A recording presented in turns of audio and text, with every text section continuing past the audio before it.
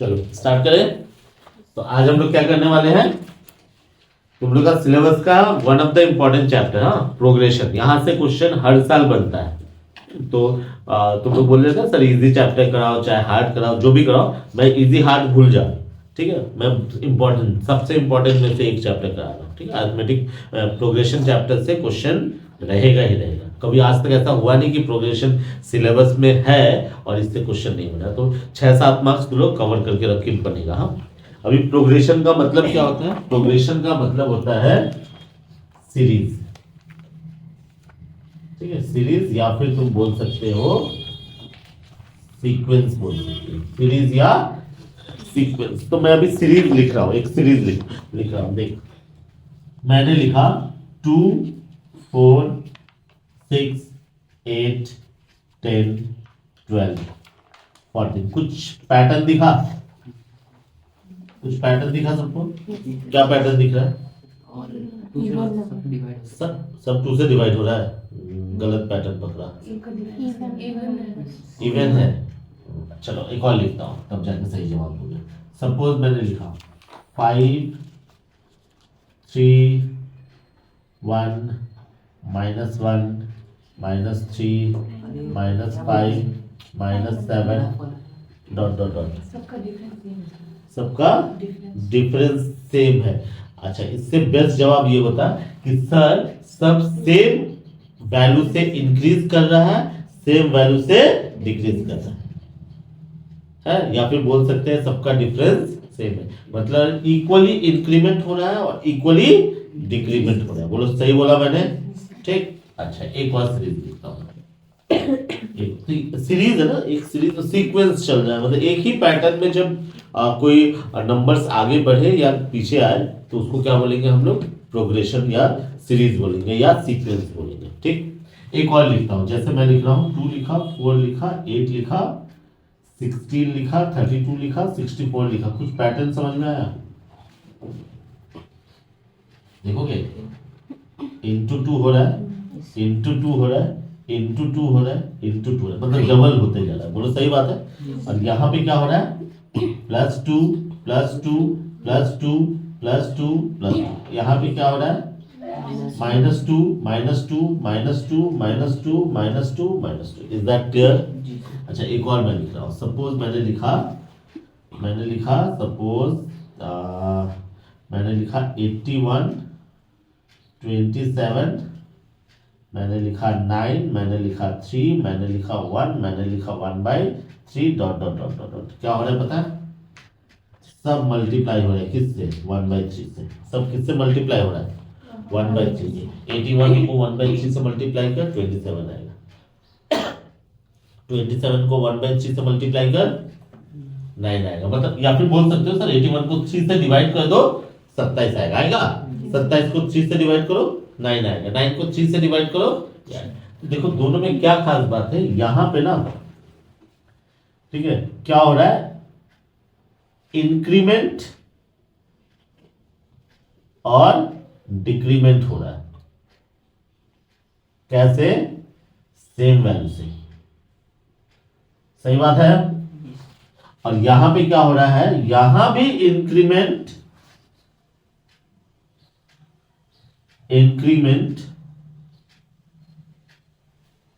और डिक्रीमेंट हो रहा है। क्या? सेम वैल्यू से। बट यहां पे निकला क्या बोलते हो? कॉमन डिफरेंस निकला है। सबके बीच एक कॉमन डिफरेंस है। कॉमन मतलब क्या होता है? कॉमन मतलब सर सेम, और डिफरेंस का मतलब क्या है? डिफरेंस देख, कॉमन डिफरेंस सेम है। कॉमन डिफरेंस +2 का है, यहां पे कॉमन डिफरेंस -2 का है। और यहां पे क्या हो रहा है बोलते हो? एक कॉमन रेशियो निकल रहा है। क्या कॉमन रेशियो निकल रहा है सर?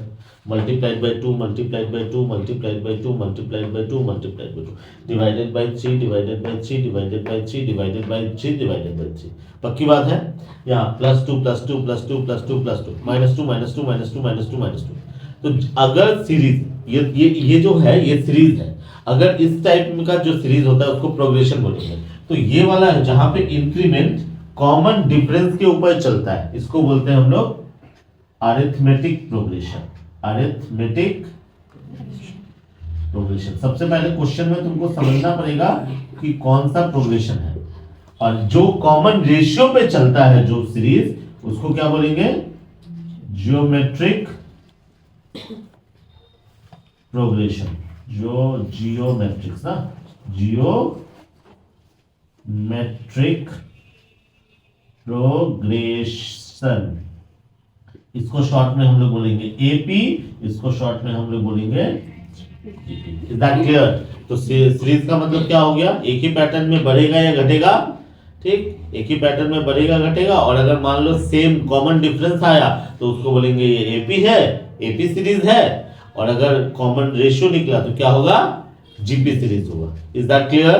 तो आज मैं बेसिकली तुम लोगों को एपी सीरीज से रिलेटेड जितना भी कैलकुलेशन वगैरह है वो सिखाने वाला हूं। तो आज का क्लास में क्या होने वाला है, अरिथमेटिक प्रोग्रेशन होने वाला है। Is that clear?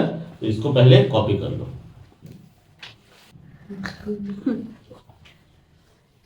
क्या करने वाले हैं, अरिथमेटिक प्रोग्रेशन, ठीक है, अरिथमेटिक प्रोग्रेशन मतलब एपी। एपी सीरीज समझ गया सब लोग? अब इसमें एक फॉर्मूला है जो तुम लोगों को ध्यान में रखना है, क्या, Tn equals to a plus n minus 1 into D, ठीक है। Here a equals to first term, पहले टर्म को a बोलेंगे, d मतलब कॉमन डिफरेंस, और कॉमन डिफरेंस हमेशा याद रखना कैसे निकलेगा, next value minus previous value, मतलब तुमको आगे से पीछे माइनस करोगे तो तुम्हारा क्या होगा, हमेशा कॉमन डिफरेंस आएगा, पीछे से आगे नहीं माइनस करना है, ठीक है। और उसके बाद क्या है हमारा, एन मतलब पोजीशन ऑफ टर्म, मतलब जैसे कोई सीरीज है उसमें पहला टर्म, जैसे यहाँ पे मैंने लिखा 2 4 6 8 10, तो मैंने जब लिखा तो ये क्या है, इसका पोजीशन कितना है, 1 है, इसका पोजीशन कितना है, 2, सेकंड टर्म है, इसका पोजीशन कितना है, 3, मतलब इस सीरीज का ये तीसरा नंबर है, इस सीरीज का ये चौथा नंबर है, इस सीरीज का ये पांचवा नंबर है। तो क्या बोलेंगे पता है, ये 2 के लिए n है 1, ये 4 के लिए n कितना है 2, ये 6 के लिए n कितना है 3।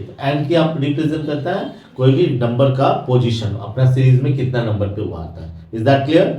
और tn का मतलब हुआ वैल्यू ऑफ nth टर्म, मतलब जैसे अगर मैं लिखता हूं t1, इसका मतलब फर्स्ट टर्म का वैल्यू, फर्स्ट टर्म का वैल्यू कितना है 2, क्योंकि ये रिप्रेजेंट क्या क्या पोजीशन, तो फर्स्ट पोजीशन में जो वैल्यू है, फर्स्ट पोजीशन में जो नंबर है उसका वैल्यू को t रिप्रेजेंट कर रहा है, ठीक है। फिर उसी तरीके से t2 मतलब सेकंड टर्म का वैल्यू कितना है 4, उसी तरीके से t3 थर्ड टर्म का वैल्यू कितना है, उसी तरीके से t4 फोर्थ टर्म का वैल्यू कितना है 8, उसी तरीके से t5 फिफ्थ टर्म का वैल्यू कितना है 10। तो tn क्या रिप्रेजेंट करेगा, पोजीशन का वैल्यू क्या है, nth पोजीशन का वैल्यू क्या है, third position, fourth position, fifth position.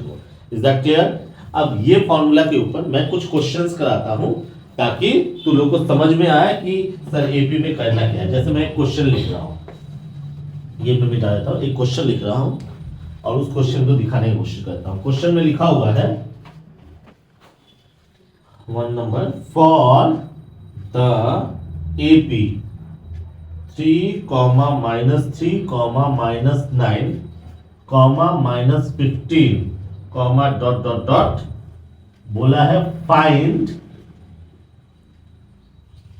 T15 that is 15th term. एक सवाल तो ये पूछा है, क्या सवाल पूछा है कि भैया एक सीरीज दिया हुआ है, इस सीरीज का T15 निकालो या 15 टर्म निकालो। जैसे ये फर्स्ट टर्म है, ये हमारा सेकंड टर्म है, ये हमारा थर्ड टर्म है, ये हमारा फोर्थ टर्म है, वैसे ही इस सीरीज में 15 टर्म क्या होगा, निकाल पाओगे?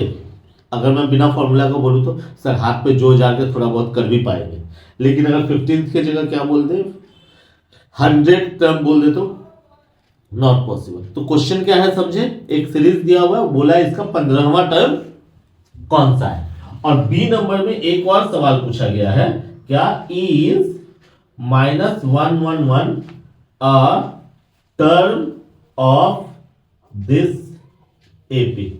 पूछ रहा है कि क्या -111 इस सीरीज में कहीं आएगा, इस सीरीज का कोई टर्म। क्यों, इस सीरीज में जो जो सीरीज चल रहा है, मतलब बाकी लोग बाकी नंबर इसके पार्ट नहीं। जैसे वहां पर 3 के बाद -3 आया, तो 3 के बाद तो 2 भी आना चाहिए था, 1 भी आना चाहिए था, 0 भी आना चाहिए था।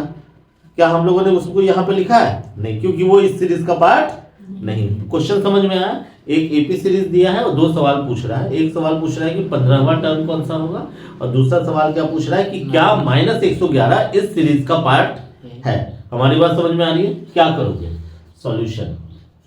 सबसे पहले क्वेश्चन में बता दिया है कि ये एपी है, तो ज्यादा सोच दिमाग नहीं लगाना है कि सर ये इंक्रीमेंट कॉमन डिफरेंस होगा या कॉमन रेशियो होगा। उतना कंफ्यूजन नहीं रखना है। पता नहीं, मतलब हमें क्या है, क्वेश्चन को ये पता लगाना नहीं पड़ेगा कि वो एपी है या जीपी है, क्योंकि क्वेश्चन में बता दिया है। ठीक, तो हमारा हेयर सबसे पहले फॉर्मूला में जो जो चीज चाहिए वो निकाल ले। ए का मतलब क्या हुआ? First term. ए का मतलब था फर्स्ट टर्म। डी का मतलब क्या था? कॉमन डिफरेंस कैसे आएगा, क्या बताया? Next minus previous. तो कोई 2 वैल्यू लो। कौन सा? ये दोनों करता हूं, और इसमें से माइनस कर दो पहला वाला, मतलब इसमें से ये माइनस करो।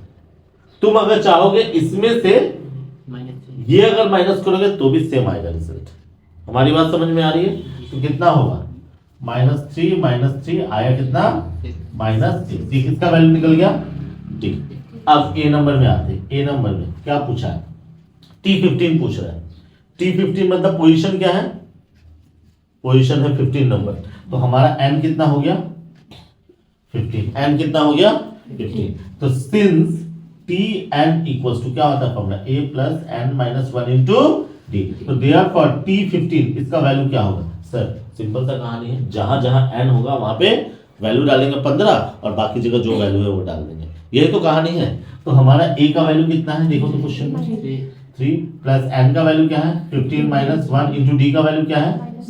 -6। ये मल्टीप्लाई होगा तो कितना है T15 का वैल्यू? 3 प्लस ये आया 14 और इंटू -6 कितना हुआ? 3 माइनस 14 84 84, रिजल्ट आया -81।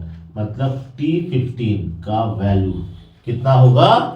-81। तो अगर मैं तेरे को T15 की जगह T16 बोलता तो भी बना लोगे, T18 बोलता तो भी बना लोगे, क्योंकि फॉर्मूला हमारा ऐसे ही काम करेगा।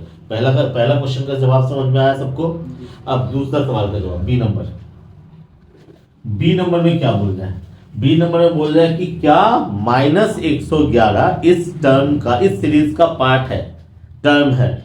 तो हम क्या करेंगे इस केस में? Tn इक्वल्स टू -111 एक बार के लिए मान लेते हैं कि ये पार्ट है, लेकिन कौन सा पोजीशन में आएगा इसको n छोड़ देते हैं। ठीक है, इसको क्या कर देते हैं? n छोड़ देते हैं। ठीक, मान लिए। क्वेश्चन क्या है समझे? पूछ रहा है कि ये उस सीरीज का पार्ट है या नहीं। चलो, तो सिंस Tn इक्वल्स टू क्या होता है बेटा? a plus n minus 1 into D. Tn हमने क्या मान लिया? थोड़ा देर के हमने मान लिया कि 111 -111 इस सीरीज का पार्ट है। ठीक है, तो सर निकालेंगे क्या? मान ही लेते हैं। तो देखो ना, ये आया 3 plus n minus 1 into D का वैल्यू -6।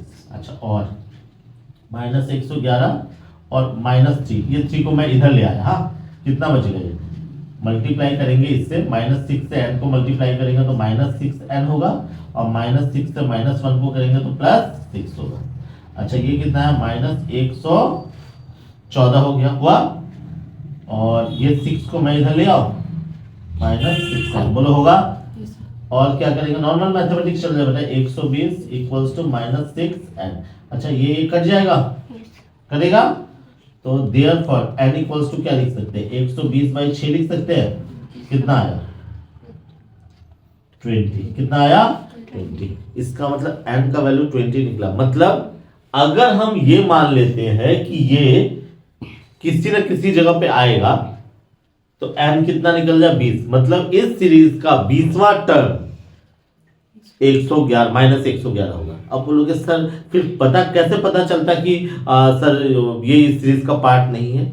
अगर n का वैल्यू डेसिमल में आ जाता, फ्रैक्शन में आ जाता, कभी ऐसा हो सकता है, तुम लोग को लाइन से खड़ा करना है, ठीक है। मैंने बोला first Nishika, second Divya, third Snovika, 3.5 जगह पे तू बैठ जा, 4.25 जगह पे नरगिस बैठ, नाज बैठ और रुबाना बैठ, और 6.36 वाला पॉइंट वेल जगह पे तू बैठ जा। ऐसा कभी हो सकता है?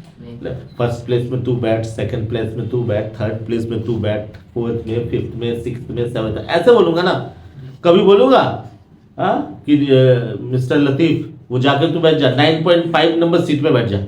पॉसिबल है? नहीं ना है। तो अगर ये डेसिमल में आ जाता है n का वैल्यू, तो हम क्या बोलते हैं? ये नंबर इस सीरीज का पार्ट नहीं है। और अगर n क्या आ गया, होल नंबर में आ गया, तो हम लोग क्या बोलेंगे? ये होल नंबर में आया है तो क्या बोलेंगे? 10 minus 111 is 28th term of the series. कैसे पता चला? सबको समझ में आया? ठीक है। तो अगर मान लो ये हमारा वो होता, क्या बोलते हो, डेसिमल में आता, तो उसका पार्ट किसका पार्ट नहीं है?